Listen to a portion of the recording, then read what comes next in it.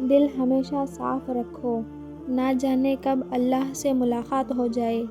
دعا نصیب والوں کو ملتی ہے، اس لیے جب کوئی آپ کو دعا دے تو اس کے لفظوں پر صدقے دل سے آمین کہو۔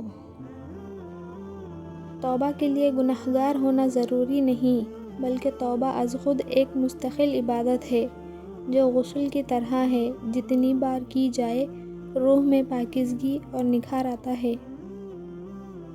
دولت اور عہدے انسان کو عارضی طور پر بڑا کرتے ہیں، لیکن انسانیت اور اچھے اخلاق انسان کو ہمیشہ بلند درجے پر رکھتے ہیں۔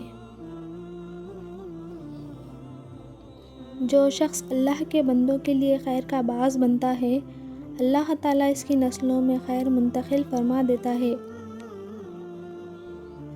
اچھا انسان وہ ہے جس کو ثابت نہ کرنا پڑے کہ میں اچھا ہوں، بلکہ اس کا کردار اس کے اچھے ہونے کی خود گواہی دے۔ میرا نصیب غلط ہو ہی نہیں سکتا، کیونکہ میرا نصیب تو اس نے لکھا ہے جو مجھے 70 ماؤں سے بھی زیادہ محبت کرتا ہے۔ نہایت خوشحالی اور نہایت بدحالی برائی کی طرف لے جاتی ہے۔ پریشان ہونا انسان کے انسان ہونے کی دلیل ہے، لیکن پریشان رہنا انسان کا اللہ پر یقین نہ ہونے کی دلیل ہے۔